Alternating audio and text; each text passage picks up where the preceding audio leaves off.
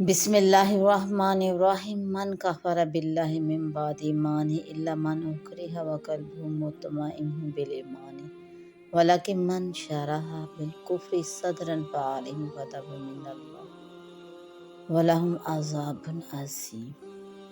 جس شخص نے ایمان لانے کے بعد اللہ کے ساتھ کفر کیا، مگر جس شخص پر زبردستی کی گئی اور اس کا دل ایمان کے ساتھ پر یقین ہے، لیکن جس نے دل کھول کر کفر اختیار کر لیا، سو ان پر اللہ کا غصہ ہے اور ان کے لیے بڑا عذاب ہے۔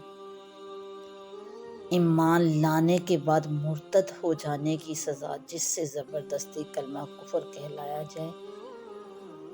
اللہ جل شانہ سبحانہ نے اس آیت مبارکہ میں جو شخص ایمان قبول کرنے کے بعد مرتد ہو جائے اس کی سزا کا ذکر فرمایا، اور اس شخص کا جس سے زبردستی کلمہ کفر کہلوایا جائے۔ جب حضرت صلی اللہ علیہ وآلہ وسلم نے مکہ معظمہ میں توحید کی دعوت دینا شروع کی تو اہل مکہ کو بہت ناگوار ہوا، وہ اس کو نئی بات سمجھتے تھے۔ رسول اللہ صلی اللہ علیہ وآلہ وسلم کو پہلے تو محبوب جانتے تھے، لیکن توحید کی دعوت دینے کی وجہ سے آپ کے دشمن ہو گئے اور آپ کو طرح طرح سے ستانے لگے۔ آپ صلی اللہ علیہ وآلہ وسلم کی دعوت جو قبول کر لیتے تھے، ان کے ستانے میں تو بہت ہی زیادہ آگے بڑھے ہوئے تھے۔ ابتدا جن حضرات نے اسلام قبول کیا، ان میں عموماً وہ لوگ تھے جو دنیاوی اعتبار سے کوئی حیثیت نہیں رکھتے تھے۔ ان میں وہ حضرات بھی تھے جو غلام تھے یا باہر سے آئے ہوئے تھے۔ ان کے مارنے پیٹنے میں مشرکین مکہ ذرا سی کسر بھی اٹھا کر نہیں رکھتے تھے۔ حضرت بلال رضی اللہ عنہ، حضرت خباب، حضرت عمار اور ان کے والد یاسر رضی اللہ عنہم اور ان کی والدہ سمیہ رضی اللہ عنہا انہی تکلیف اٹھانے والے حضرات میں سے ہیں۔ حضرت عبداللہ بن مسعود رضی اللہ عنہ نے بیان فرمایا کہ سب سے پہلے 7 افراد نے اپنا اسلام ظاہر کیا، رسول اللہ صلی اللہ علیہ وآلہ وسلم اور ابو بکر اور عمار اور ان کی والدہ سمیہ اور صہیب اور بلال اور مقدار رضی اللہ عنہم۔ رسول اللہ صلی اللہ علیہ وآلہ وسلم کی حفاظت تو اللہ تعالیٰ نے آپ کے چچا ابو طالب کے ذریعے فرمائی، اور حضرت ابو بکر رضی اللہ عنہ کی حفاظت کا ذریعہ ان کی قوم کو بنا دیا۔ باقی حضرات کو مشرکین مکہ نے لوہے کی زریں پہنا پہنا کر دھوم میں ڈال دیا۔ مشرکین ان سے کہتے تھے کہ ایمان سے پھر جاؤ اور کفر کا کلمہ کہہ دو، ورنہ اسی عذاب میں رہو گے۔ حضرت بلال رضی اللہ عنہ کے علاوہ باقی سب نے صرف زبانی طور پر مشرکین کے کہنے کے مطابق بعض کلمات کہہ دیے، لیکن حضرت بلال رضی اللہ عنہ نے زبان سے بھی کوئی کفریہ کلمہ نہیں کہا۔ انہوں نے اپنی جان کو اللہ کی راہ میں بالکل ہی بے حقیقت بنا دیا۔ پھر حضرت بلال رضی اللہ عنہ کو حضرت ابو بکر رضی اللہ عنہ نے خرید کر آزاد کر دیا، اور حضرت عمار رضی اللہ عنہ کے والدین کو مشرکین نے شہید کر دیا۔ ان کی والدہ کو یہ شرف حاصل ہے کہ اسلام کی تاریخ میں سب سے پہلی شہیدہ۔ اس آیت مبارکہ میں اللہ جل شانہ اسی موقع پر اللہ جل شانہ نے یہ آیت مبارکہ نازل فرمائی، اور انہی حضرات کی طرف اس آیت مبارکہ میں اشارہ ملتا ہے کہ بعض صحابہ نے دل سے ایمان پر یقین ہوتے ہوئے کافروں کی مار سے بچنے کی وجہ سے ظاہری طور پر صرف زبان سے کفر کا کلمہ کہہ دیا تھا۔ ایک مرتبہ حضرت عمار رضی اللہ عنہ رسول اللہ صلی اللہ علیہ وآلہ وسلم کی خدمت میں حاضر ہوئے تو آپ نے فرمایا، کیا خبر ہے؟ انہوں نے عرض کیا کہ بری بات ہے۔ پھر بیان کیا، آج میں اس وقت چھوٹا ہوں۔ آپ صلی اللہ علیہ وآلہ وسلم نے ارشاد فرمایا کہ آج میں اس وقت چھوٹا ہوں جبکہ آپ کے بارے میں غلط کلمات استعمال کیے اور ان کے معبودوں کی خیر کے ساتھ یاد کیا۔ آپ صلی اللہ علیہ وآلہ وسلم نے ارشاد فرمایا، تمہارے دل کا کیا حال ہے؟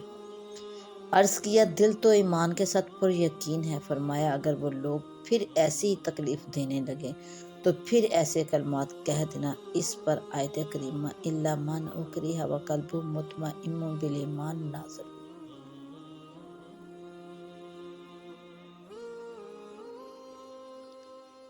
اس آیت مبارکہ میں یہ بھی ارشاد فرمایا گیا کہ جو شخص اللہ پر ایمان لے آئے پھر مرتد ہو جائے اور یہ مرتد ہونا دل سے ہو تو ایسے شخص پر اللہ کا غصہ ہے اور اس کے لیے بڑا عذاب ہے۔ دوسری بات یہ بتائی کہ جس شخص کو مجبور کیا گیا کہ کفر اختیار کر لے اور اس نے جان بچانے کے لیے کفر کا کلمہ کہہ دیا تو اس کی گنجائش اور اجازت ہے، لیکن اگر تکلیف کو جھیل جائے جیسے حضرت بلال رضی اللہ تعالیٰ عنہ نے کیا، یا شہید ہو جائے جیسا کہ حضرت عمار رضی اللہ عنہ کے والدین نے اختیار کیا، تو یہ زیادہ افضل ہے۔ مسلمہ کذاب کے آدمیوں نے 2 مسلمانوں کو پکڑ لیا اور انہیں مسلمہ کے پاس لے آئے۔ مسلمہ نے ایک سے پوچھا کیا تم محمد صلی اللہ علیہ وآلہ وسلم کے بارے میں گواہی دیتے ہو کہ وہ اللہ کے رسول ہیں؟ انہوں نے جواب میں کہا کہ ہاں۔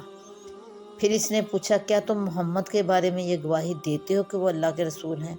انہوں نے جواب میں کہا کہ ہاں۔ پھر اس نے پوچھا کیا تم گواہی دیتے ہو کہ میں اللہ کا رسول ہوں؟ انہوں نے کانوں پر ہاتھ دھر کر اشارہ کر دیا کہ میں بہرا ہوں۔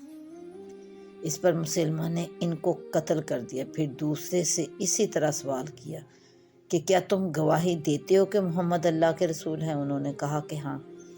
پھر کہا تم گواہی دیتے ہو کہ میں اللہ کا رسول ہوں؟ انہوں نے اس پر بھی ہاں کر لیا، لہٰذا ان کو چھوڑ دیا اور وہ نبی اکرم صلی اللہ علیہ وآلہ وسلم کی خدمت میں حاضر ہوئے۔ پورا واقعہ سنایا۔ آپ صلی اللہ علیہ وآلہ وسلم نے ارشاد فرمایا کہ تیرا ساتھی جو مقتول ہو گیا وہ تو ایمان پر گزر گیا، یعنی دل سے بھی مومن رہا اور زبان سے بھی کوئی کلمہ ایمان کے خلاف نہیں کہا، اور تو نے رخصت یعنی شرعی اجازت پر عمل کر دیا۔ واضح رہے کہ محض یوں ہی ڈرانے دھمکانے کا نام اقرار نہیں ہے۔ اگر کوئی فرد یا جماعت یوں کہے کہ اتنا ماریں گے کہ کوئی نہ کوئی عضو تلف کر دیں گے یا قتل کر دیں گے، اور وہ واقعی اس پر قادر بھی ہوں، اور جس سے کہا ہے بھاگنے پر قدرت نہ رکھتا، ایسی صورت میں بھی صرف زبان سے کفر کا کلمہ کہہ دینے کی اجازت ہے۔ دل ہر حال میں ایمان سے سرشار اور لبریز رہنا لازم ہے۔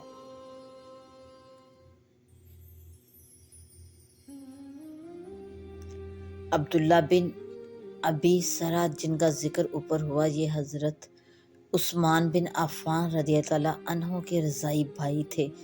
انہوں نے اسلام قبول کر لیا تھا اور رسول اللہ صلی اللہ علیہ وآلہ وسلم کے کاتب تھے۔ پھر ان کو شیطان نے بہکایا تو مرتد ہو کر کافروں سے جا ملے۔ فتح مکہ کے دن حضرت عثمان رضی اللہ عنہ انہیں خدمت عالی میں لے کر حاضر ہوئے تو انہوں نے دوبارہ اسلام قبول کر لیا۔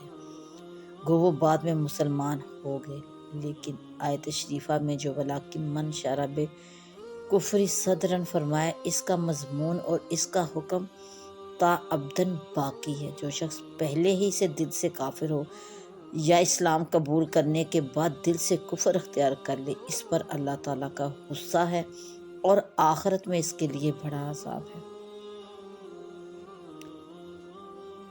اگر کسی صاحب اقتدار نے مردار خنزیر کھانے سے یا شراب پینے پر مجبور کیا اور یوں کہا کہ بات نہ مانے گا تو مار ڈالوں گا یا کوئی عضو کاٹ دوں گا، اور اندازہ ہے کہ مذاق میں یا محض دھمکی کے طور پر نہیں کہہ رہا ہے، تو اس صورت میں حرام چیز کھانے پینے کی نہ صرف اجازت ہے بلکہ ایسے موقع پر حرام کھانا پینا فرض ہے۔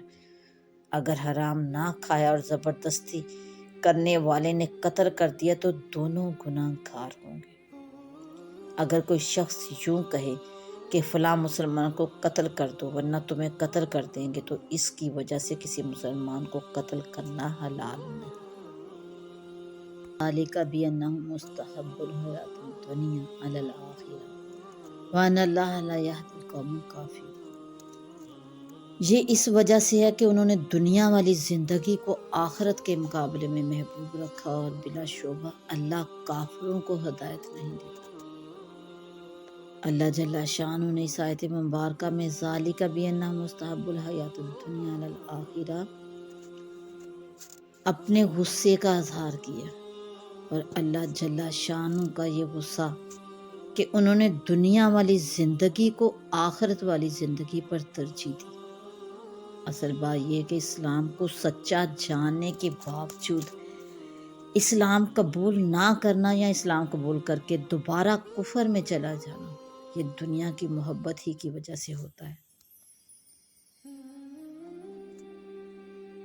اسلام کے دور اول میں مسلمانوں نے یہ نہیں دیکھا کہ ہم نے اسلام قبول کر لیا تو ہمارے مال چھن جائیں گے، یا عہدے جاتے رہیں گے، یا زمین اور جائیداد سے ہاتھ دھونا پڑے گا، یا عزیز و اقارب چھوٹ جائیں گے، یا ہم پر مار پڑے گی، یا قتل کر دیے جائیں گے۔ جب ان پر حق واضح ہو گیا تو دنیا اور دنیا کی زندگی اور اہل دنیا اور دنیا کے منافع ٹھکرا دیے۔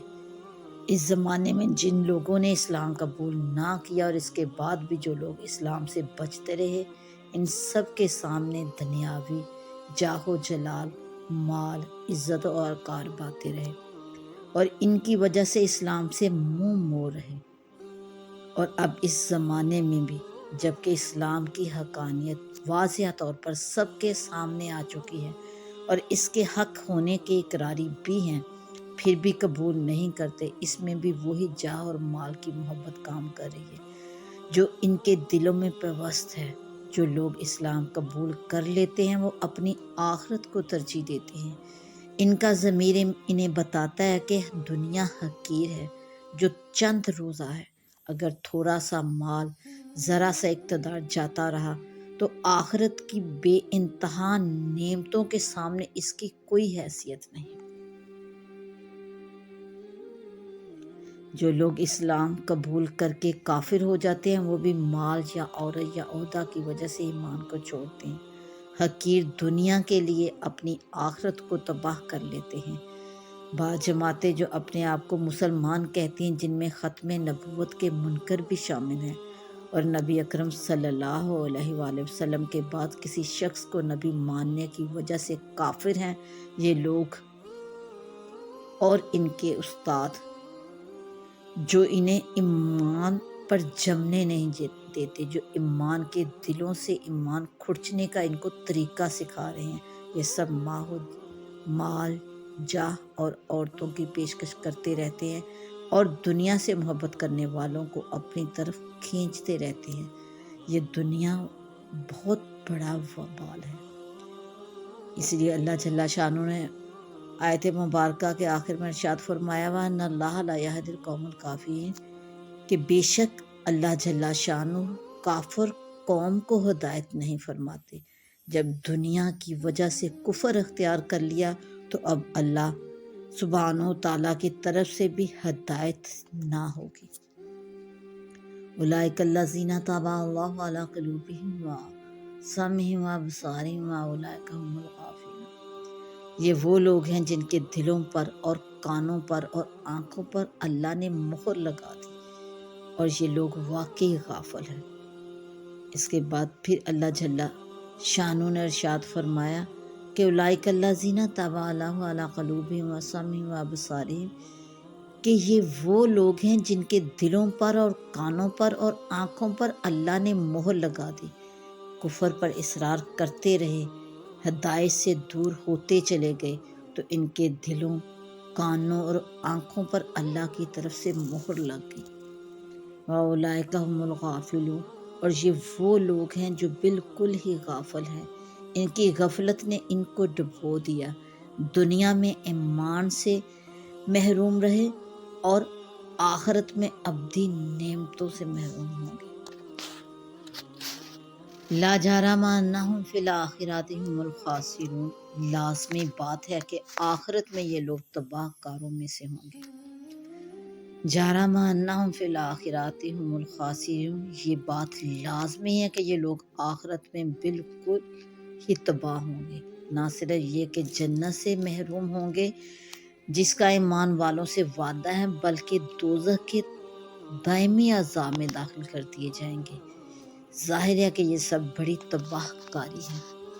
ثم ان ربک للذین ہاجروا من بعد ما فتنوا ثم جاہدوا وصبروا ان ربک من بعدها لغفور رحیم۔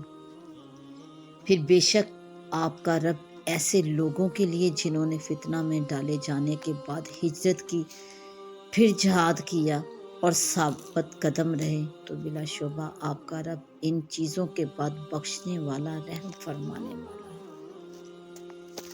ہجرت کر کے ثابت قدم رہنے والوں کا اجر و ثواب اور قیامت کے دن کی پیشی کا ایک منظر اللہ جل شانہ نے اس آیت مبارکہ میں واضح فرمایا ہے۔ یہ دو آیتیں ہیں۔ پہلی آیت میں چند ان اشخاص کی طرف اشارہ ہے جب اسلام کا آغاز ہوا اور لوگ اسلام میں داخل ہونا شروع ہوئے، تو ان میں سے چند حضرات ایسے تھے کہ مشرکین نے اسلام قبول کرنے پر انہیں تکلیفیں دی، تو انہوں نے ان کی شر سے محفوظ ہونے کے لیے بعض ایسے کلمات کہہ دیے جو مشرکین کی خواہش کے مطابق تھے۔ پھر ان حضرات نے ہجرت کی اور جہادوں میں حصہ لیا اور استقامت کے ساتھ ایمان پر جمے رہے۔ اللہ سبحانہ تعالیٰ نے ان کے بارے میں خوشخبری دی کہ اللہ تعالیٰ ان کو بخش دے گا اور ان پر مہربانی فرمائے گا۔ اور یہ بھی نقل کیا گیا کہ یہ آیت عبداللہ بن ابی سرح کے بارے میں نازل ہوئی، جنہوں نے اسلام کے بعد کفر اختیار کر لیا تھا، پھر فتح مکہ کے دن مسلمان ہو گئے اور اچھے مسلمان ہوئے، ہجرت کی اور جہاد میں بھی حصہ لیا۔ آیت کا سبب نزول جو بھی ہو، اللہ سبحانہ تعالیٰ کی طرف سے یہ اعلان عام ہے کہ کفر کے بعد جو بھی شخص ایمان قبول کرے گا اور ایمان پر ثابت قدم رہے گا، دارالاسلام کو ہجرت کرے گا، جہاد میں حصہ لے گا، تو اللہ جل شانہ ضرور اس کی مغفرت فرما دے گا۔ اسلام کی وجہ سے وہ سب معاصی گناہ ختم ہو جاتے ہیں جو زمانہ کفر میں کیے تھے۔ ان الاسلام یہدم ما کان قبلہ، فتنہ میں ڈالنے والے ہوں یا فتنہ میں ڈالے جانے ہوں، اخلاص کے ساتھ اسلام قبول کرنے پر پچھلا سب کچھ معاف ہے۔ یوم تأتی کل نفس تجادل عن نفسها وتوفی کل نفس ما عملت وهم لا یظلمون۔ جس دن ہر شخص اپنے نفس کی طرف سے جدال کرے گا اور ہر نفس کو اس کے اعمال کا پورا بدلہ دیا جائے گا اور ان پر ظلم نہیں کیا جائے گا۔ دوسری آیت مبارکہ میں قیامت کا منظر بیان فرمایا اللہ جل شانہ نے کہ اس دن ہر شخص اپنے نفس کی جانب سے جدال کرے گا، یعنی جھگڑا کرے گا، یعنی دفاع کرے گا، جواب دہی کی کوشش کرے گا۔ مجرمین انکاری ہوں گے، کبھی اقراری ہوں گے، وہاں اعمال کا ذرہ ذرہ موجود پائیں گے، خیر اور شر جو بھی کوئی عمل کیا تھا سب سامنے ہوگا اور ہر شخص کو اس کے عمل کا پورا پورا بدلہ دیا جائے گا اور کسی پر ذرا بھی ظلم نہ ہوگا۔ وَضَرَبَ اللَّهُ مَثَلًا قَرْيَةً كَانَتْ آمِنَةً مُطْمَئِنَّةً يَأْتِيهَا رِزْقُهَا رَغَدًا مِنْ كُلِّ مَكَانٍ فَكَفَرَتْ بِأَنْعُمِ اللَّهِ فَأَذَاقَهَا اللَّهُ لِبَاسَ الْجُوعِ وَالْخَوْفِ بِمَا كَانُوا يَصْنَعُونَ۔ اور اللہ نے ایک بستی کی مثال بیان فرمائی۔ یہ بستی امن والی تھی، اطمینان والی تھی، اس کا رزق ہر جگہ سے بڑی فراغت کے ساتھ اس کے پاس آتا تھا، بس اس نے اللہ کی نعمتوں کی ناشکری کی اور ان کی کرتوتوں کی وجہ سے اللہ جل شانہ نے ان کو بھوک اور خوف کا مزہ چکھا دیا۔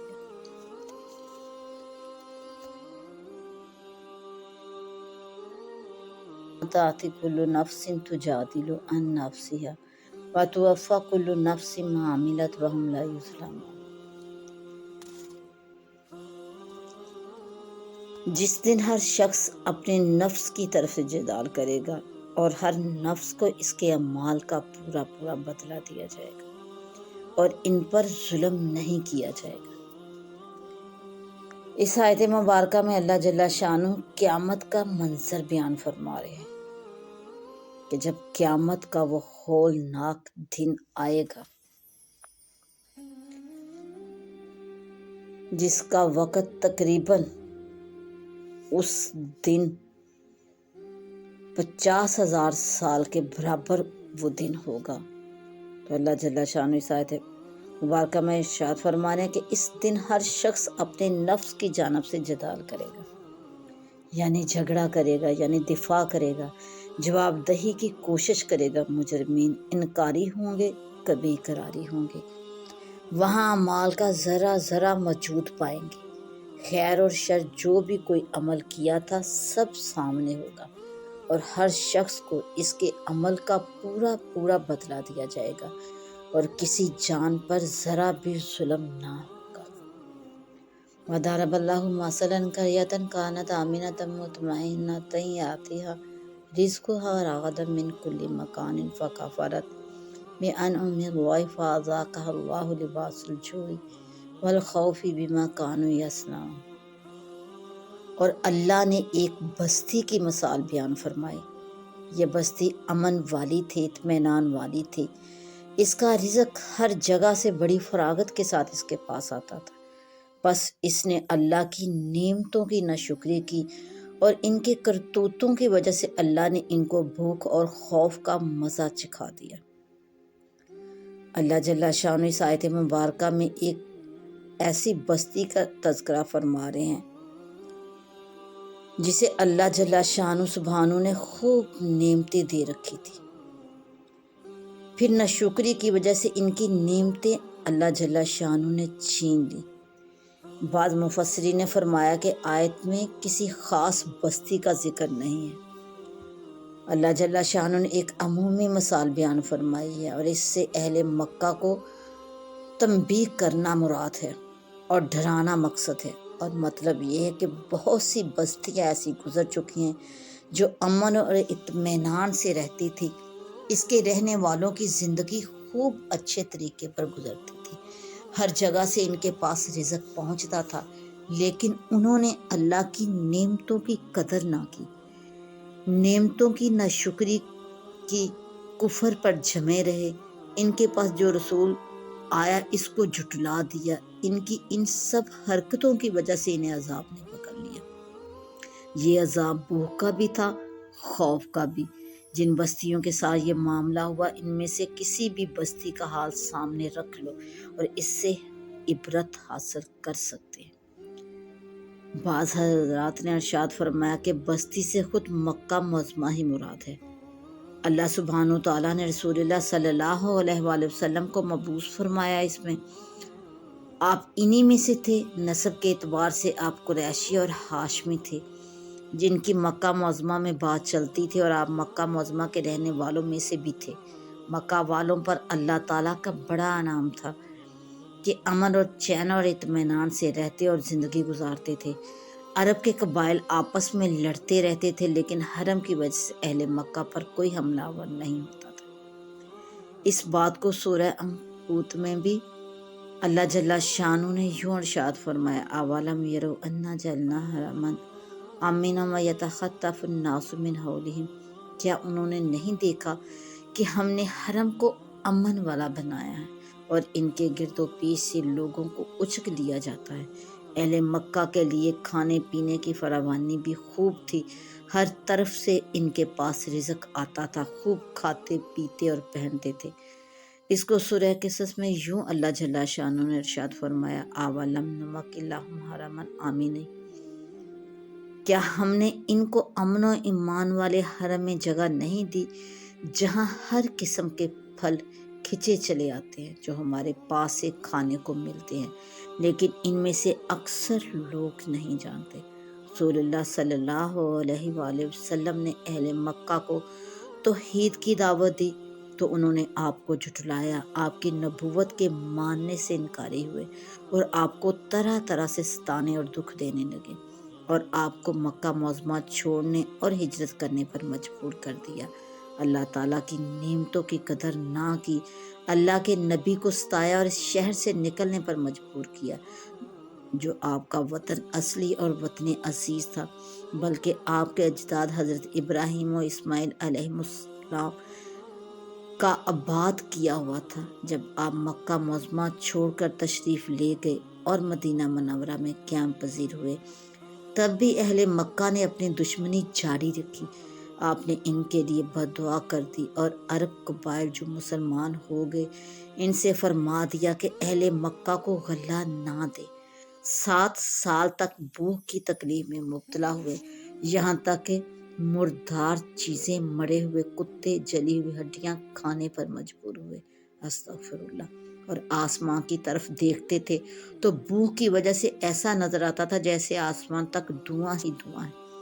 یہ ان کی بھوک کا عالم تھا، اور کیونکہ اہل ایمان سے دشمنی تھی اس لیے مسلمانوں کی طرف سے خوف زدہ بھی رہتے تھے۔ اہل مکہ نے حضرت سرور عالم صلی اللہ علیہ وآلہ وسلم کی خدمت میں پیغام بھیجا کہ آپ صلہ رحمی والے ہیں، مردوں سے دشمنی ہے، عورتوں اور بچوں کو کیوں تکلیف میں مبتلا کیا جا رہا ہے؟ اس پر آپ نے لوگوں کو اجازت دے دی کہ اہل مکہ کو غلہ پہنچائیں اور خود بھی اپنے پاس سے ان کے لیے غلہ بھیجا۔ اہل مکہ نے عمومی طور پر اسلام قبول نہیں کیا تھا، لیکن آپ نے ان کی تکلیف کو دور کرنے کی راہ استوار فرمائی۔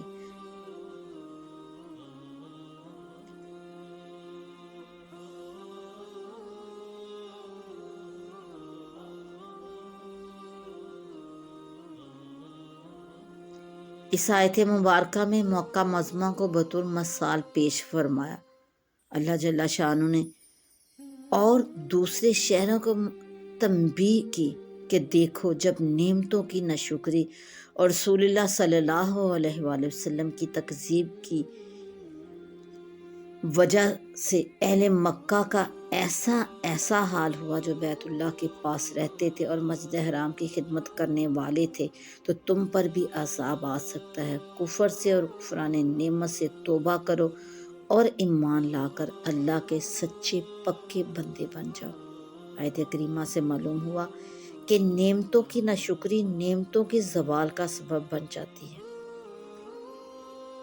اور سورہ ابراہیم میں اللہ جل شانہ نے ارشاد فرمایا کہ اگر تم شکر کرو گے تو اور دوں گا، اور اگر ناشکری کرو گے تو بلا شبہ میرا عذاب سخت ہے۔ جو اور خوف کو لباس فرمایا اللہ جل شانہ نے اس آیت مبارکہ میں۔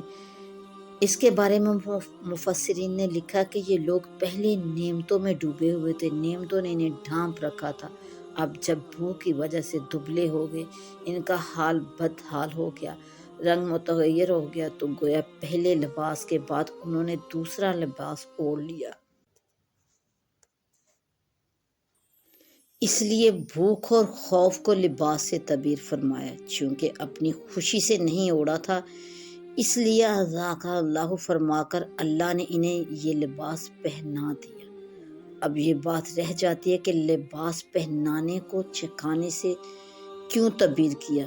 تو اللہ جل شانہ نے ان کی بدحالی کو کڑوی چیز سے تشبیہ دے کر اصابہ کے ساتھ بجائے اذاقہ فرمایا، یعنی انہیں بھوک اور خوف کے ذریعے برا مزہ چکھا دیا۔ اپنی بدحالی کو ایسا محسوس کر رہے تھے وہ لوگ جیسے کوئی بہت کڑوی چیز کھا رہے ہوں۔ وَلَقَدْ جَاءَهُمْ رَسُولٌ مِّنْهُمْ فَكَذَّبُوهُ فَأَخَذَهُمُ الْعَذَابُ وَهُمْ ظَالِمُونَ۔ اور البتہ ان کے پاس انہی میں سے رسول آیا، سو انہوں نے اس رسول کو جھٹلایا، لہٰذا انہیں عذاب نے پکڑ لیا اس حال میں کہ وہ ظلم کرنے والے تھے۔ فَكُلُوا مِمَّا رَزَقَكُمُ اللَّهُ حَلَالًا طَيِّبًا وَاشْكُرُوا نِعْمَتَ اللَّهِ إِن كُنتُمْ إِيَّاهُ تَعْبُدُونَ۔ سو اس میں سے کھاؤ جو اللہ نے تمہیں رزق حلال پاک عطا فرمایا، اور اللہ کی نعمت کا شکر ادا کرو اگر تم اس کی عبادت کرتے ہو۔ اللہ جل شانہ سبحانہ نے اس آیت مبارکہ میں جو رزق کھانا اور پھر اس پر شکر ادا کرنا اور حرام چیزوں سے بچنے کی تاکید ارشاد فرمائی۔ یہ 2 آیات کا ترجمہ ہے۔ پہلی آیت میں حلال اور پاکیزہ رزق کے کھانے کی اجازت دی، اور ساتھ ہی اللہ جل شانہ نے یہ ارشاد فرمایا کہ ان کنتم ایاہ تعبدون، کیونکہ شکر بھی عبادت ہے اور کامل عبادت شکر کے بغیر ممکن نہیں ہو سکتی۔ دوسری آیت میں بعض ان چیزوں کا اللہ جل شانہ نے ارشاد فرمایا جن کا کھانا حرام ہے، اور ساتھ ہی حالت اضطراب کا ذکر بھی ارشاد فرمایا۔ جو شخص مجبور ہو وہ حالت اضطراب میں ہوتا ہے، بھوک کی وجہ سے اس کی جان پر بن رہی ہو اور کھانے کے لیے حلال چیزوں میں سے کچھ بھی نہ ہو، تو جان بچانے کے لیے اتنا سا کھا لے جس سے جان بچ جائے، اس سے آگے نہ بڑھے اور لذت کا طالب نہ ہو۔ جو شخص باغی یعنی طالب لذت ہوگا، یا عادی یعنی حد سے بڑھ جانے والا ہوگا، یعنی جو ضروری مقدار سے زیادہ کھا جائے گا، وہ گناہ گار ہوگا۔ مجبوری کے درجے میں جو تھوڑا سا کھا لیا اس پر گناہ نہیں، یہ حالت اضطراب ہے۔ انما حرم علیکم المیتۃ والدم ولحم الخنزیر وما اہل لغیر اللہ بہ ومن اضطر غیر باغ ولا عاد فإن اللہ غفور رحیم، کہ تم پر صرف مردار اور خون اور خنزیر کا گوشت اور وہ جانور حرام کیا گیا جس پر ذبح کے وقت غیر اللہ کا نام پکارا گیا، سو جو شخص مجبوری میں ڈال دیا جائے اس حلال میں کہ باغی نہ ہو اور حد سے بڑھ جانے والا نہ ہو، بلا شبہ اللہ غفور رحیم ہے۔ یعنی جو شخص حالت اضطراب میں ہو اس کے لیے صرف اس حد تک حلال ہے جس سے وہ اپنے جان کو بچا سکے، نہ کہ وہ اسے کھانے میں باغی ہو اور نہ ہی حد سے بڑھ جانے والا ہو۔ اللہ جل شانہ نے اس آیت مبارکہ میں حالت اضطراب کی وضاحت ارشاد فرمائی ہے۔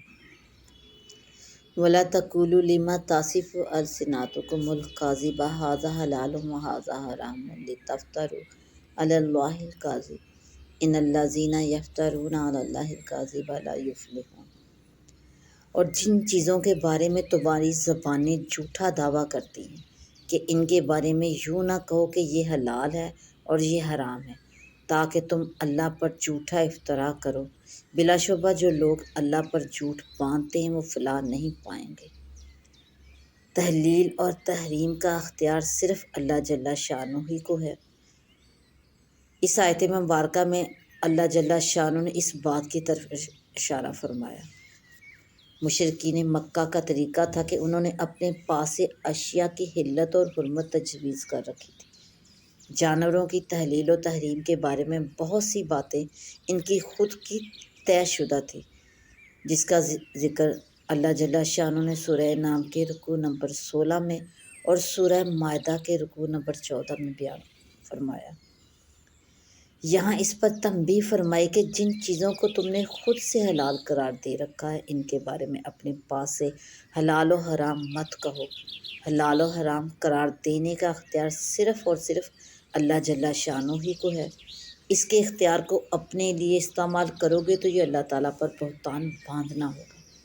کسی شرعی دلیل ہی سے اللہ تعالیٰ کی پیدا شدہ اشیاء کو حلال یا حرام کہا جا سکتا ہے، اپنی طرف سے خود تجویز نہیں کر سکتے۔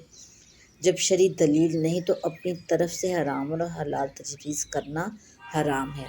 اللہ تعالیٰ پر افطرا کرنے والے کامیاب نہ ہوں گے، دنیا اور آخرت میں سزا کے مستحق ہوں گے۔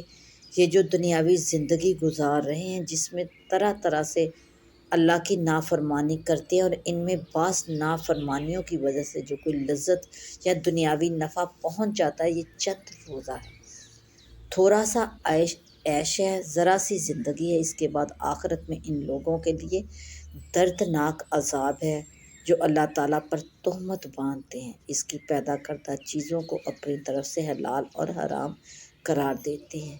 اللہ جل شانہ نے اس آیت مبارکہ میں ان سب چیزوں کی طرف اشارہ فرمایا۔ متاع قلیل ولہم عذاب علیم، تھوڑا سا نفع ہے اور ان کے لیے دردناک عذاب ہے۔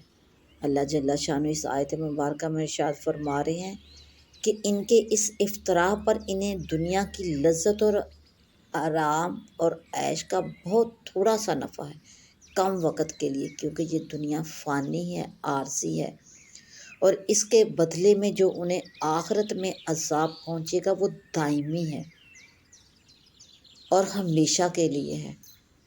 اس لیے اس دنیا کے فانی دنیا کے لیے تھوڑے سے نفع اور لذت کے لیے اللہ پر افطراء باندھنا چھوڑ دیں تاکہ اپنے آپ کو دائمی عذاب سے، دردناک عذاب سے بچا پائیں۔ وَعَلَى الَّذِينَ هَادُوا حَرَّمْنَا مَا قَصَّصْنَا عَلَيْكَ مِن قَبْلُ وَمَا ظَلَمْنَاهُمْ وَلَكِنْ كَانُوا أَنفُسَهُمْ يَظْلِمُونَ، اور ہم نے یہودیوں پر وہ چیزیں حرام کر دی تھی جن کا بیان پہلے آپ سے کر چکے ہیں، ہم نے ان پر ظلم نہیں کیا لیکن وہ خود ہی اپنی جانوں پر ظلم کرتے تھے۔ اس کے بعد اللہ جل شانہ نے اس آیت مبارکہ میں ارشاد فرمایا وَعَلَى الَّذِينَ هَادُوا حَرَّمْنَا مَا قَصَّصْنَا عَلَيْكَ مِن قَبْلُ، اور ہم نے یہودیوں پر وہ چیزیں حرام کر دی تھی جن کا بیان ہم پہلے آپ سے ارشاد فرما چکے ہیں۔ سورہ انعام کے رکوع نمبر 18 میں اس کی طرف اللہ جل شانہ نے ذکر فرمایا وَعَلَى الَّذِينَ هَادُوا حَرَّمْنَا كُلَّ ذِي ظُفُرٍ، بہت زیادہ تھی اور ظلم کرتے تھے۔ اللہ جل شانہ نے اس آیت مبارکہ میں ارشاد فرمایا کہ ان کی شرارتیں اور ان کی نافرمانیاں بہت زیادہ تھیں، ظلم کرتے تھے، اللہ کی راہ سے روکتے تھے، سود کھاتے تھے، اس لیے پاکیزہ چیزیں ان پر حرام کر دی گئی۔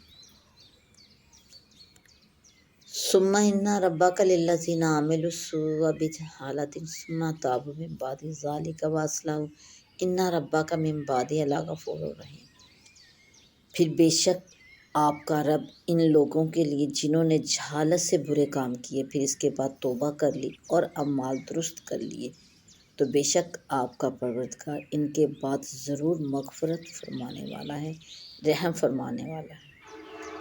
اللہ جل شانہ نے اس آیت مبارکہ میں ارشاد فرمایا کہ اللہ توبہ قبول فرماتا ہے اور مغفرت فرماتا ہے۔ اللہ جل شانہ نے انسانوں کی خلاف ورزیوں پر آخرت کے عذاب کی وعید اور توبہ کرنے والوں کے لیے اللہ تعالیٰ کی طرف سے مغفرت اور رحمت کا وعدہ اس آیت مبارکہ میں ذکر فرمایا۔ اس رکوع کے ختم پر بھی ان لوگوں کے لیے مغفرت اور رحمت کا وعدہ فرمایا جنہوں نے جہالت یعنی حماقت سے گناہ کر لیے، پھر توبہ کر لی اور احوال اور اعمال درست کر لیے۔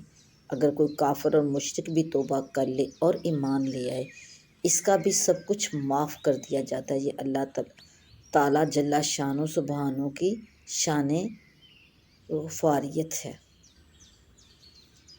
ان ابراہیم کان امۃ قانتا للہ حنیفا ولم یک من المشرکین، بے شک ابراہیم ایک بڑے مقتدی تھے، اللہ کے فرما بردار تھے، سب کو چھوڑ کر ایک ہی طرف ہو رہے تھے اور مشرکین میں سے نہ تھے۔ اللہ جل شانہ نے اس آیت مبارکہ میں حضرت ابراہیم علیہ السلام کے اوصاف عالیہ اور ان کی ملت کے اتباع کا حکم ارشاد فرمایا۔ سیدنا حضرت ابراہیم علیہ السلام کا قرآن مجید میں جگہ جگہ ذکر اللہ جل شانہ نے ارشاد فرمایا۔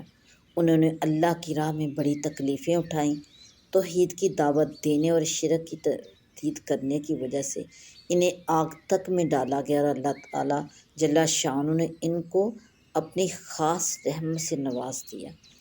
سورہ بقرہ میں ارشاد فرمایا وَإِذِ ابْتَلَىٰ إِبْرَاهِيمَ رَبُّهُ بِكَلِمَاتٍ، اور جب ابراہیم علیہ السلام کو ان کے رب نے چند کلمات کے ذریعے آزمایا تو انہوں نے ان کو پورا کر دیا، ان کے رب نے معاف فرمایا۔ اللہ جل شانہ نے انہیں لوگوں کا پیشوا بنانے والا اور ارشاد فرمایا اس آیت مبارکہ میں اللہ تعالیٰ نے انہیں جن کلمات یعنی جن احکام کا حکم دیا انہیں پورا کیا۔ اللہ تعالیٰ نے آپ کو نبوت سے سرفراز فرمایا، ان پر صحیفے نازل فرمائے، پھر ان کی نسل اور ذریت میں امامت کو جاری فرمایا۔ یعنی ان کے بعد جتنے بھی نبی آئے وہ سب انہی کی نسل میں سے تھے، ان کی شریعت کا اتباع کرتے تھے۔ اللہ تعالیٰ نے آپ کو حکم دیا کہ ابراہیم کی ملت کا اتباع کرو، جیسا کہ اس آیت مبارکہ میں ارشاد ہے، چونکہ ابراہیم کے بعد تشریف لانے والے انبیاء کرام علیہم السلام سب انہی کی شریعت کا اتباع کرنے والے تھے، اور ان کی امتیں اپنے نبیوں کا اتباع کرتی تھیں۔ اس لیے ابراہیم علیہ السلام اپنے بعد کے تمام انبیاء کرام اور ان کی امتوں کے امام اور مقتدا ہو گئے۔ اللہ جل شانہ نے سورہ بقرہ میں آپ کو لوگوں کا امام بتایا، چونکہ حضرت ابراہیم کی ملت ہی توحید ہے اور فرمانبرداری ہی فرمانبرداری ہے۔ اس لیے سورہ بقرہ میں اس شخص کو بیوقوف بتایا گیا جو ملت ابراہیمی سے ہٹے۔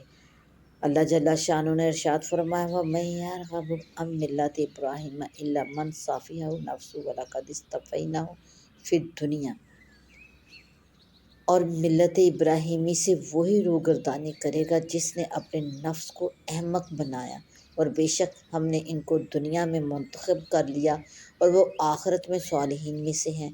جب فرمایا ان کے رب نے فرمایا فرما بردار ہو جاؤ تو انہوں نے عرض کیا کہ میں رب العالمین کا فرما بردار ہوں۔ ملت ابراہیمی اس وقت ملت محمدیہ میں منحصر ہے، اور حضرت محمد رسول اللہ صلی اللہ علیہ وآلہ وسلم ہی اس کے داعی ہیں۔ جو لوگ اس سے بیزار ہیں وہ لوگ مشرک، بت پرست، بد اخلاق، بد اعمال، دھوکے باز اور زمین میں فساد کرنے والے اور قوموں کو لڑانے والے ہیں، اور جس قدر بھی دنیا میں قبائح اور برے کام ہیں سب انہی لوگوں میں پائے جاتے ہیں جو ملت ابراہیمی سے ہٹے ہوئے ہیں۔ گو کمزور ایمان والے مسلمانوں میں بھی معاصی ہے، لیکن اول تو انہیں گناہ سمجھتے ہوئے کرتے ہیں، دوسرا توبہ کرتے رہتے ہیں، اور ہر حال میں گناہ حماقت ہی سے ہوتا ہے۔ حج کرنا اور حج میں صفا مروہ کی سعی کرنا، منی میں قربانیاں کرنا، عید الاضحیٰ میں پورے عالم میں قربانیاں ہونا اور ختنہ کرنا، یہ سب ابراہیم علیہ السلام کی ملت میں سے ہے جو سیدنا محمد رسول اللہ صلی اللہ علیہ وآلہ وسلم کی شریعت میں آئی ہے۔ شاکرا لانعمہ اجتباہ وہداہ الی صراط مستقیم۔ اللہ کی نعمتوں کا شکر ادا کرنے والے تھے، اللہ نے انہیں چن لیا اور انہیں سیدھے راستے کی ہدایت دی۔ اللہ جل شانہ نے اس آیت مبارکہ میں ارشاد فرمایا اجتباہ وہداہ الی صراط مستقیم، کہ اللہ نے انہیں چن لیا اور صراط مستقیم کی ہدایت دی۔ جس کسی پر جو کوئی اللہ کا انعام ہے وہ محض اللہ تعالیٰ کا فضل و کرم ہے۔ جس کو خیر کا امام بنایا اور مقتدا بنا کر انعام عطا فرمایا، یہ سب فضل ہی فضل ہے۔ اللہ جل شانہ سبحانہ جسے چاہے اپنا بنا لے، ہدایت دینا بھی اسی کی طرف سے ہے، وہ جس پر فضل فرماتا ہے ہدایت دیتا ہے۔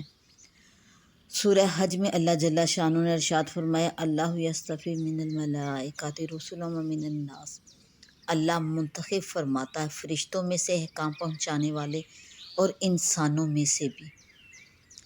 حضرت آدم علیہ السلام کے لیے فرمایا اللہ جل شانہ نے ثم اجتبیٰ ربہ فتاب علیہ وہدیٰ، پھر ان کے رب نے ان کو چن لیا سو ان کی توبہ قبول فرمائی اور ہدایت پر قائم رکھا۔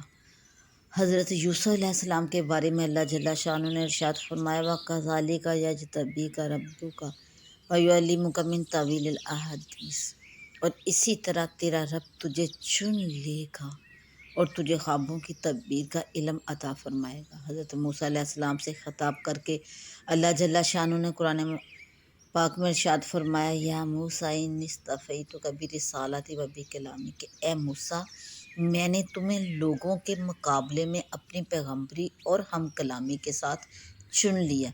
امت محمدیہ کو خطاب کرتے ہوئے اللہ جل شانہ نے ارشاد فرمایا وَجَاہِدُوا فِی اللہِ حَقَّ جِہَادِهِ وَهُوَ اجْتَبَاکُم وَمَا جَعَلَ عَلَیکُم فِی الدِّینِ مِنْ حَرَجٍ، اور اللہ کے راستے میں جہاد کرو جیسا کہ جہاد کا حق ہے، اس نے تمہیں چن لیا اور تم پر دین میں کوئی تنگی نہ رکھی۔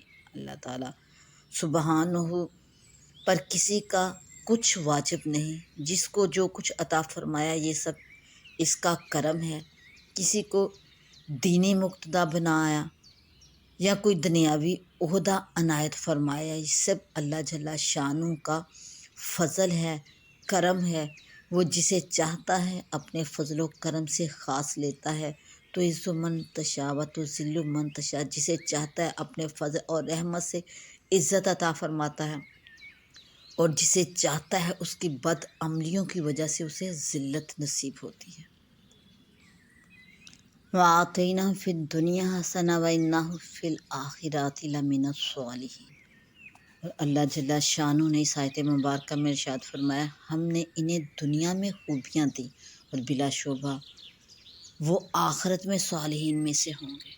اللہ جل شانہ نے قرآن پاک کے اندر اس آیت مبارکہ میں وَآتَيْنَا فِي الدُّنْيَا حَسَنَةً، اور ہم نے ان کو دنیا میں حسنہ سے نوازا۔ حسنہ اچھی حالت، اچھی خصلت کو کہا جاتا ہے۔ بعض حضرات نے اس کا ترجمہ یہ کیا کہ اللہ تعالیٰ نے آپ کو خوبیاں عطا فرمائی، اور بعض حضرات نے فرمایا کہ اس سے اچھی اولاد مراد ہے۔ بعض حضرات نے فرمایا کہ نبوت سے سرفراز فرمانا مراد ہے۔ بعض نے کہا کہ اس سے ان کی دعا کی مقبولیت مراد ہے۔ انہوں نے یوں دعا کی تھی، وَاجْعَل لِّي لِسَانَ صِدْقٍ فِی الْآخِرِینَ، اور میرے لیے آئندہ آنے والوں میں اچھا ذکر جاری رکھیے۔ دنیا میں جتنے بھی ادیان ہیں سب کے ماننے والے حضرت ابراہیم علیہ السلام کو مانتے ہیں اور اچھا کہتے ہیں۔ ہر نماز میں رسول اللہ صلی اللہ علیہ وآلہ وسلم پر درود پڑھتے ہوئے جو درود ابراہیمی پڑھا جاتا ہے، اس میں حضرت ابراہیم علیہ السلام کا ذکر جمیل اور ثنا حسن بھی ہے، اور اسلام کے باقی رہنے تک باقی ہے۔ وَإِنَّهُ فِي الْآخِرَةِ لَمِنَ الصَّالِحِينَ، اور بلا شبہ آخرت میں وہ صالحین میں سے ہوں گے۔ سورہ بقرہ کے رکوع نمبر 16 میں بھی یہ الفاظ گزرے ہیں۔ اللہ جل شانہ نے ابراہیم علیہ السلام کے بارے میں گواہی دی کہ وہ قیامت کے دن بھی صالحین میں سے ہوں گے، ثابت قدم، صاحب استقامت اور خیر اور صلاح سے متصف ہونے والوں میں شمار ہوں گے۔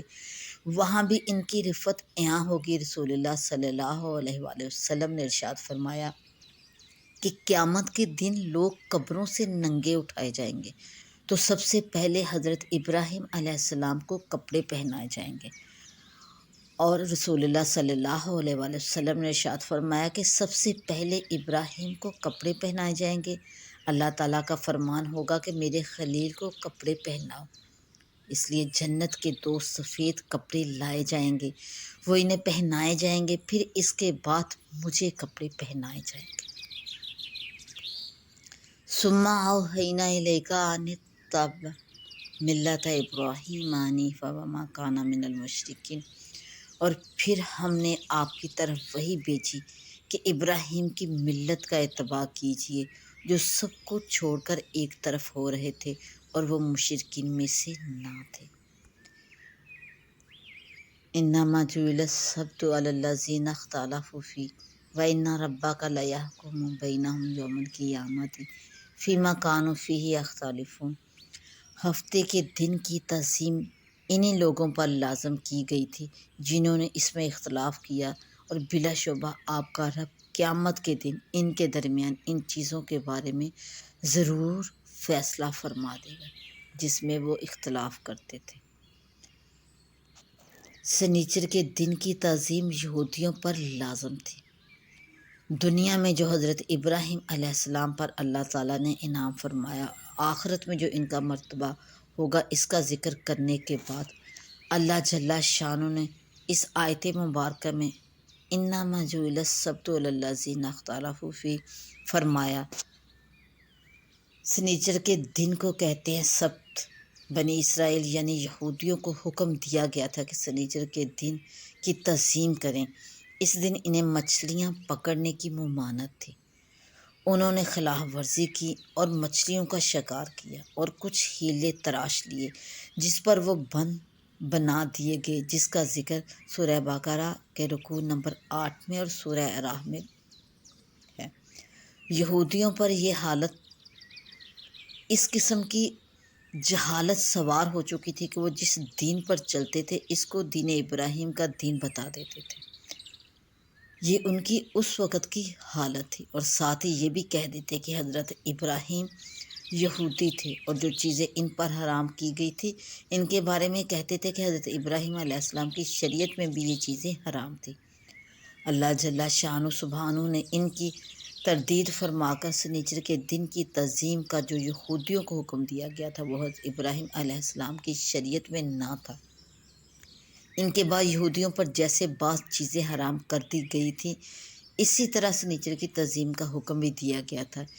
اسے ابراہیم کی شریعت کی طرف منسوخ نہ کرو۔ اللہ جل شانہ نے اس آیت مبارکہ میں اس کی طرف اشارہ فرما دیا۔ جب ان کو سنیچر کے دن کی تعظیم کا حکم دیا گیا تو ان میں سے بعض لوگوں نے اس کی تحریم کی خلاف ورزی کی، اور بعض لوگوں نے حکم کے مطابق عمل کر کے اس کو باقی رکھا۔ کچھ لوگوں نے سنیچر کے دن کی بے حرمتی کی اور مچھلیاں پکڑی، اور کچھ لوگ ایسے تھے جو انہیں منع کرتے تھے۔ جمعہ کا دن آخر الانبیاء حضرت محمد صلی اللہ علیہ وآلہ وسلم کی امت کے لیے رکھا گیا۔ رسول اللہ صلی اللہ علیہ وآلہ وسلم نے ارشاد فرمایا ہے کہ یہ دن اللہ کے نزدیک عید الاضحیٰ اور یوم فطر کے دن سے بھی بڑا ہے، اور یہ بھی ارشاد فرمایا کہ اس میں ایک ایسی گھڑی ہے کہ بندہ جو بھی سوال کرے اللہ تعالیٰ عطا فرما دیتا ہے۔ اس دن میں اجتماع بھی رکھا گیا، خطبہ بھی ہے، نماز جمعہ بھی ہے۔ جمعہ میں حاضر ہونے کی بڑی بڑی فضیلتیں اور جمعہ چھوڑنے کی بڑی بڑی وعیدیں احادیث شریف میں مذکور ہے۔ حضرت ابو ہریرہ رضی اللہ تعالیٰ عنہ سے روایت ہے کہ رسول اللہ صلی اللہ علیہ وآلہ وسلم نے ارشاد فرمایا کہ ہم بعد میں آئے ہیں اور قیامت کے دن ہم سب سے آگے ہوں گے، ہمارے فیصلے بھی جلدی ہوں گے اور جنت میں داخلہ بھی پہلی امتوں سے پہلے ہوگا۔ ہاں اتنی بات ہے کہ ان لوگوں کو ہم سے پہلے کتاب دی گئی تھی، پھر یہ دن ہے جو ان پر فرض کیا گیا تھا، انہوں نے اس میں اختلاف کیا، پھر اللہ جل شانہ نے ہمیں راہ بتا دی، یعنی ہمارے لیے یوم جمعہ مقرر فرما دیا، سو لوگ اس میں ہمارے تابع ہیں۔ یہود نے کل کا دن لے لیا اور نصارہ نے پرسوں کا دن لے لیا۔ یہ جو فرمایا کہ اہل کتاب پر یہ دن فرض کیا گیا تھا، حدیث کی شرح لکھنے والوں نے اس کا یہ مطلب لکھا کہ ان کے نبیوں کے ذریعے ان کو حکم دیا گیا تھا کہ اللہ تعالیٰ کی عبادت کے لیے ایک دن اپنی سمجھ سے متعین کر لے، لہٰذا یہودیوں نے سنیچر کا دن لے لیا اور نصارہ نے اتوار کا دن لے لیا۔ ان کے دونوں دن بعد میں آتے ہیں، پہلے ہمارا دن آتا ہے، اس لیے فرمایا کہ وہ ہمارے تابع ہیں۔ اپنے اپنے وقت میں جو یہود اور نصارہ مسلمان تھے، ان لوگوں کا ذکر ہے، اب تو سب کافر ہی ہیں۔ پھر فرمایا وَإِنَّ رَبَّكَ لَيَحْكُمُ بَيْنَهُمْ کہ بلا شبہ آپ کا رب قیامت کے دن اس کے بارے میں فیصلہ فرما دے گا جس میں وہ اختلاف کرتے رہے۔ یہودیوں پر سنیچر کی تعظیم لازمی کی گئی تھی اور ان پر اس دن شکار کرنا حرام کر دیا گیا تھا، وہ اس میں مختلف رہے، بعض شکار کرتے تھے، اس کا نتیجہ یہ ہو گیا کہ اللہ تعالیٰ ان کے درمیان اس طرح فیصلہ فرما دے گا کہ حکم پر عمل کرنے والوں کو ثواب عطا فرمائے گا اور خلاف ورزی کرنے والوں کو عذاب میں مبتلا فرما دے گا۔ قال اللہ تعالیٰ فی القرآن وَإِنْ عَاقَبْتُمْ فَعَاقِبُوا بِمِثْلِ مَا عُوقِبْتُمْ بِهِ وَلَئِنْ صَبَرْتُمْ لَهُوَ خَيْرٌ لِلصَّابِرِينَ، اور اگر تم بدلہ لینے لگو تو اسی جیسا بدلہ لو جیسا تمہارے ساتھ برتاؤ کیا گیا، اور اگر تم صبر کر لو تو البتہ وہ صبر کرنے والوں کے لیے بہتر ہے۔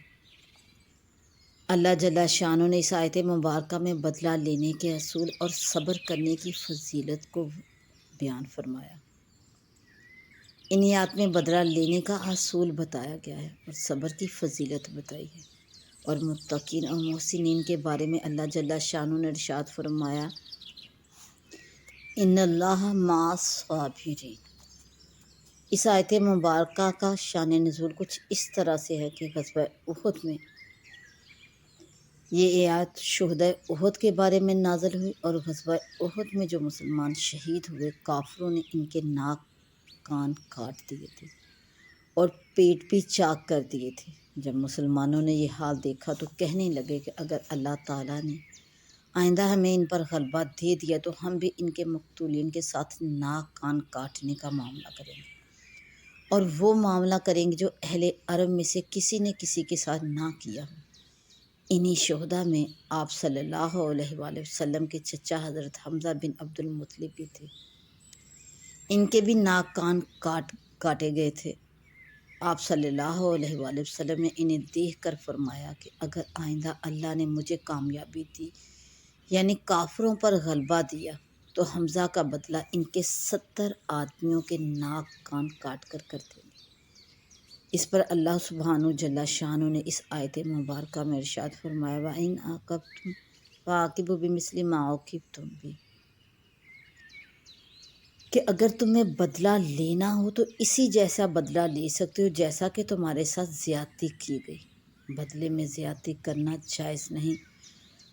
اور پھر اللہ جل شانہ نے ارشاد فرمایا وَلَئِنْ صَبَرْتُمْ لَهُوَ خَيْرٌ لِلصَّابِرِينَ، اور اگر تم صبر کر لو تو البتہ وہ صبر کرنے والوں کے لیے بہتر ہے، کیونکہ اللہ جل شانہ نے ارشاد فرمایا کہ ان اللہ مع الصابرین، تو رسول اللہ صلی اللہ علیہ وآلہ وسلم نے ارشاد فرمایا کہ بس ہم صبر کریں گے اور بدلہ لینے کا ارادہ ترک فرما دیا۔ اور پھر اللہ جل شانہ نے ارشاد فرمایا وَاصْبِرْ وَمَا صَبْرُكَ إِلَّا بِاللَّهِ وَلَا تَحْزَنْ عَلَيْهِمْ وَلَا تَكُ فِي ضِيقٍ مِّمَّا يَمْكُرُونَ، اور آپ صبر کیجئے اے محمد صلی اللہ علیہ وآلہ وسلم، آپ صبر کیجئے، اور آپ کا صبر کرنا بس اللہ ہی کی توفیق ہے، اور ان پر غم نہ کیجئے، اور یہ لوگ جو کچھ تدبیر کرتے ہیں اس کے بارے میں تنگ دل نہ ہو جائیے۔ اللہ جل شانہ نے پھر اس آیت مبارکہ میں ارشاد فرمایا وَاصْبِرْ وَمَا صَبْرُكَ إِلَّا بِاللَّهِ، اور آپ صبر کیجئے، اور آپ کا صبر کرنا صرف اللہ ہی کی توفیق سے ہے۔ وَلَا تَحْزَنْ عَلَيْهِمْ، اور مخالفت کرنے والوں پر غم نہ کیجیے۔ وَلَا تَكُ فِي ضِيقٍ مِّمَّا يَمْكُرُونَ، اور یہ لوگ جو تدبیریں کرتے ہیں ان کے بارے میں تنگ دل نہ ہو جائیے۔ آپ اپنا کام جاری رکھیں، ان کی تدبیریں دھری رہ جائیں گی۔ اللہ جل شانہ نے اس آیت مبارکہ میں محمد صلی اللہ علیہ وآلہ وسلم سے ان کا وہ کام، وہ مقصد جس کے لیے انہیں اس دنیا میں بھیجا گیا، وہ پورا فرماتے رہنے کا حکم دیا گیا، اور ساتھ یہ کہ یہ جو کافر مشرک دین اسلام کے دشمن جو کچھ بھی اپنے منہ سے اپنے ہاتھوں سے کرتے ہیں، آپ ان پر اپنے دل میں کسی قسم کی کوئی تکلیف نہ رکھیں، کیونکہ اللہ جل شانہ آپ ہی کا بول بالا، آپ ہی کے دین کا بول بالا کریں گے، اور ان کی تمام تدبیریں جو ہیں وہ دھری کی دھری رہ جائیں گی۔ آپ ان کے متعلق کسی قسم کا غم، کوئی خوف اپنے دل میں نہ رکھیں، کیونکہ ہونا وہی ہے جو اللہ تعالیٰ کی رضا ہے۔ اس بارے میں ارشاد فرمایا ان اللہ مع الذین اتقوا والذین هم محسنون، اور پھر اللہ جل شانہ نے ارشاد فرمایا بلا شبہ اللہ ان لوگوں کے ساتھ ہے جنہوں نے تقوی اختیار کیا اور جو خوبی کا طریقہ اختیار کرنے والے۔ ان اللہ مع الذین اتقوا والذین هم محسنون، کہ بلا شبہ اللہ تعالیٰ ان لوگوں کے ساتھ ہے جنہوں نے تقوی اختیار کیا، اور ان لوگوں کے ساتھ ہے جو اچھے کام کرتے ہیں۔ جب اللہ تعالیٰ جل شانہ نے آپ کو اور آپ کے ساتھیوں کو تقوی اور احسان کی صفت سے نواز دیا، تو اس کے ساتھ یہ بھی سمجھ لیں کہ اللہ تعالیٰ کی مدد ہوگی، دشمن اپنی تدبیر میں کامیاب نہ ہوں گے۔ اس لیے الحمدللہ ایسا ہی ہوا کہ کافر اپنی تدبیریں کرتے رہے اور اسلام آگے بڑھتا گیا، آگے بڑھتا گیا۔ ان اللہ مع الصابرین۔